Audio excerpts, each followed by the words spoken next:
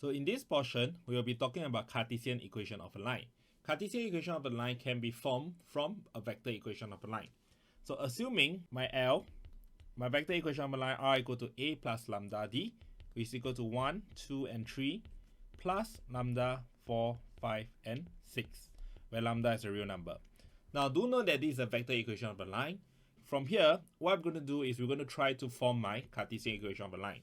First off, we're going to let r be equal to x, y, and z. So over here, I can derive that x, y, and z will be equal to 1 plus 4 lambda, 2 plus 5 lambda, and 3 plus 6 lambda. From here, I can actually form up three equations. So x is equal to 1 plus 4 lambda, y will be equal to 2 plus 5 lambda, and z is equal to 3 plus 6 lambda. Once I get these three equations, I'm going to make lambda my subject for each of them. So lambda over here will be equal to x minus 1 over 4. And over here, lambda will be equal to y minus 2 divided by 5. And lastly, lambda over here can be z minus 3 divided by 6. And since all of them is equal to lambda, we can generally form my Cartesian equation of my line, which L is equal to x minus 1 divided by 4 equal to y minus 2 divided by 5 equal to z minus 3 divided by 6. Take note, you can actually see it in terms of this. So if my line direction is equal to L, R equal to A1, A2, and A3, where A1, A2, A3 represent the point that lies on the line, plus lambda, D1, D2, and D3, where lambda is a real number, essentially we can actually simplify it to this.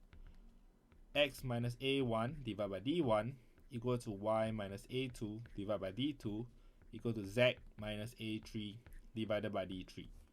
You can actually memorize this, and this will help you to derive from Cartesian equation back to vector or from vector down to Cartesian quickly. However, you please do note that it's good for you to learn the manually deriving part, because essentially in exams you can actually help you to solve it if you actually forget how to entire memorizing form. Okay, so let's run back to here. We're going to try two different kinds of question. First, we're going to find the Cartesian equation of the line that passes through 2 points, 1, minus 2, 4, and 7, 2, 8. So from here, what I'm going to do is I'm going to try to form the vector equation of a line first. So I got 2 points, but I don't have any direction. So what I'm going to do is I'm going to create the direction of this line by taking 1, minus 2, 4, minus away 7, 2, and 8. So this will give me minus 6, minus 4, and minus 4. Same thing, because this is the direction of the line, we can actually simplify further by taking out minus 2. This will give me 3, 2, and 2. So my vector equation of my line essentially will give me this. R equal to A, which is 1, minus 2, 4, plus mu, 3, 2, and 2, where mu is a real number. From here, we can actually quickly form the Cartesian equation of the line. If you can't remember the memorized form, do make the manual method by making lambda the subject. If not, essentially you can derive it very quickly to be this. X minus 1 over 3 equal to y minus 2 over 2 equal to z minus 4 over 2. So to further simplify, you can actually rewrite the line equation to be this. Next, we're going to touch on the second example. Second example, given me a line equation. So L, R equal to 1, 2, 1, lambda 1, 0, minus 3. Take note, because of the 0 over here, I can't actually make y minus 2 over 0, because I can't divide anything by 0. So from here, how do I do this question is, I can actually quickly launch back to my manual method. So I'm going to let R be equal to x, y, and z. Okay, take note, this is a part 2 question.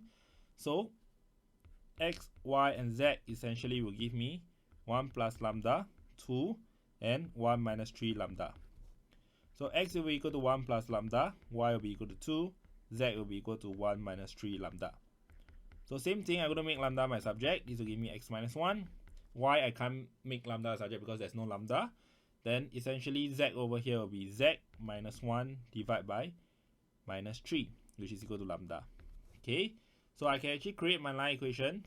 Okay, since only x and z value have lambda, I equate two of them first. Okay, z minus 1 divided by minus 3. And because y don't have, I put a comma, y is equal to 2. So if you see a Cartesian equation of line having a comma, where x is equal to something, y equal to something, or z equal to something, essentially it just means that the direction value at the x, y, or z component is essentially 0.